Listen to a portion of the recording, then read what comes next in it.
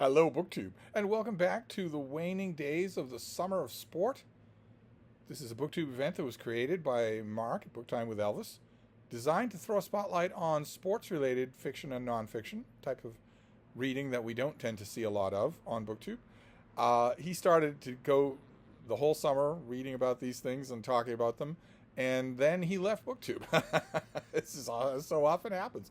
And I did for a while. I continued because I was having a lot of interesting experiences with what I was reading.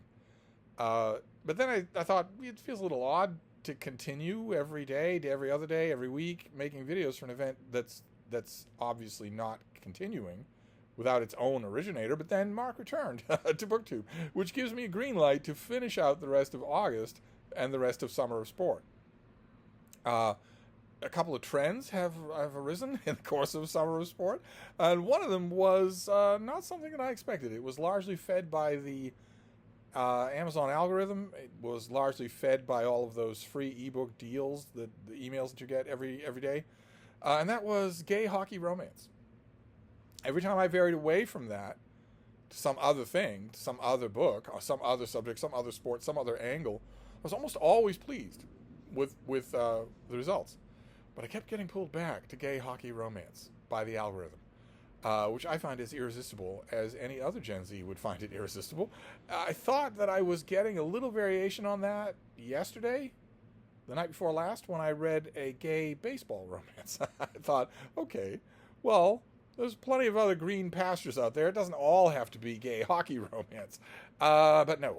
No, the algorithm was clearly watching. I said yesterday that I was not going to go back to this entire vein of sports-related stuff for the rest of summer sport, that there was too much stuff to read otherwise.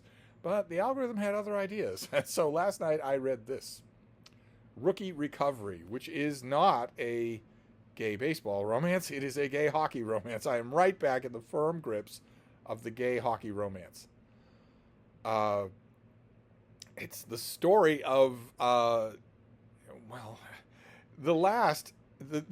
gay sports romance that I read last time was a rookie on a team encountering an older player who becomes his training partner, and there's a bit of an age gap there, but the focus of the narrative was on the younger player. This time around, it's switched just a bit. The main character here is Jamie Sullivan, who is the physical trainer for the Bobcats. And he's been around a while. He doesn't like hockey. He doesn't like hockey players. He doesn't want hockey to be his whole world, even though it pulls at him. Because he once dreamed of having a professional career until that all ended. So now he just wants to start his own physical therapy business and get out, stop being associated with the Bobcats altogether. But he hasn't quite reached the point where he can do that. So he's still working at that job when into his office saunters the requisite much younger hottie, Archie Bowman, called by his friends and enemies all throughout the book Bowie, who is not only young and brash and super, super hot, but also British. And those things don't go together. He has managed to get into professional hockey in the United States, which is crowded with aspirants who grew up on the ice in Canada and in the northern provinces of America. Somehow he's managed to do that anyway, despite coming from a country without a long history of ice hockey. Or maybe Britain does have a long history of ice hockey that I don't know. Certainly, I remember times in the 1600s when the Thames would freeze over and Deb and I would skate around, slide around on the river, but there wasn't any organized hockey back then. Our main goal was to score free ham hocks of hot meat and perhaps seduce a tutor.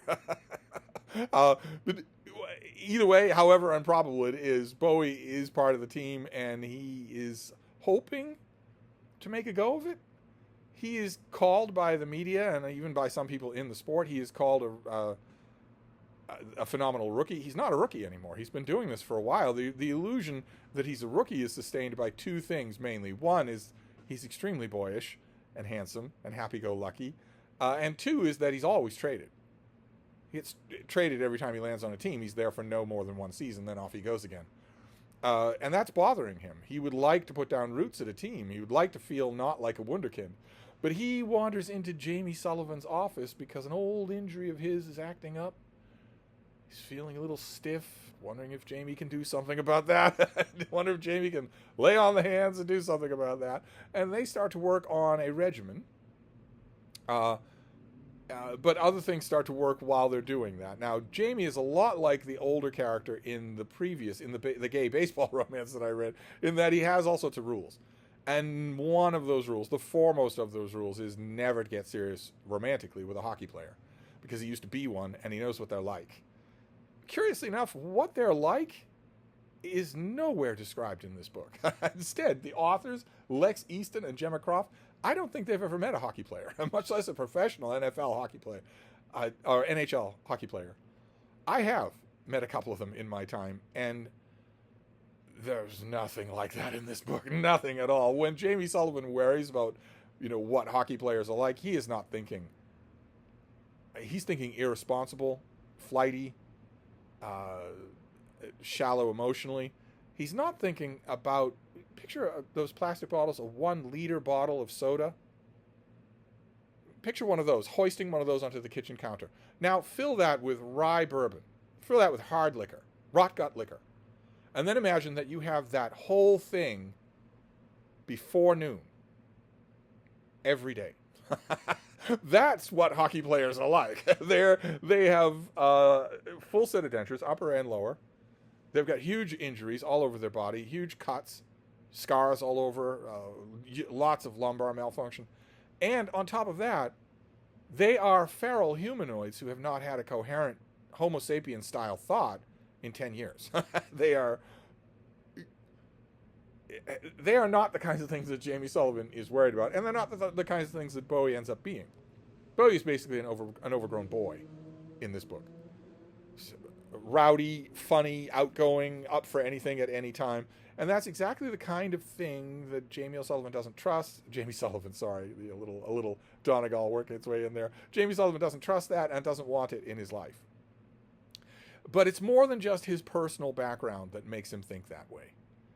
It's also another element of modern romance. If you read romances, contemporary romances, you will certainly have encountered it. There's a word for it, and I don't know what I think about it. In fact, I think I do know what I think about it. It's grumpy.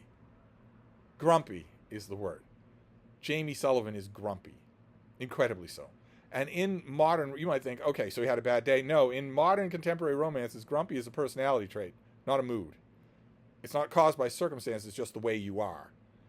In my day, back when I was your age, we had a word for people who were always saying mean things and always looking on the bad side of any situation. I think that word still exists. It rhymes with grass roll. And that's what grumpy characters in contemporary romances almost always are. And it bothers me. I know I'm taking this too seriously, but it bothers me because grass rolls don't deserve happiness. They deserve everything bad that happens to them. They are the worst things in the world.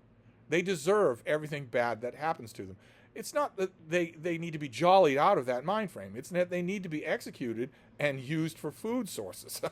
They don't deserve a happy ever after. They don't deserve the repeated efforts of a ray of sunshine like the younger character in any grumpy book. Oh, these grumpy romances. There's a ray of sunshine character who just insists, well, you're being an a-hole to me, and you're doing me wrong, and you're spreading evil gossip about me, and you're never willing to do what I want, and you're really hateful and spiteful. But I think if I'm just more and more happy to you, eventually you'll change. That does happen in these books. These two authors take a nice, slow, deliberate pace in getting that to happen in this book. It doesn't happen right away. It's not instantaneous. That was very satisfying. But it ought not to happen. There are plenty of people in the world who look at all the horrible stuff that's going on in the world, all the rotten, lazy, self-absorbed people in the world, and they don't allow themselves to be a-holes. They're the ones who deserve happiness, not the a-holes. The a-holes don't. I imagine that some writer of contemporary romance would say there's a difference between an a-hole and someone who's just grumpy. But if you're grumpy all the time, if you're grumpy on choice, if you're grumpy by principle, then you're an a-hole. Certainly Jamie Sullivan is an a-hole that we are just being expected throughout the first 2/3 of this book to think somehow is not. But I don't know how you're supposed to judge an a-hole except by what they say and what they do. I don't know how you're supposed to judge anybody except by what they say and what they do. If he looks grumpy, fine. I'm willing to grant that. If surface elements work against him in an estimate of what kind of a person he is, then I'm willing to deal with that. Of course, I'm going to be sympathetic to that. How many people hovering around the peripheries of not only YouTube in general, but BookTube specifically, think I'm an a-hole? But I'm not. And it takes a little familiarity to see that. If that's what were true here, I wouldn't mind so much. But it's not that. There are plenty of scenes at the halfway point of this book, or later, where Jamie Sullivan is going out of his way to be a jerk. An a-hole. Not grumpy. An a-hole.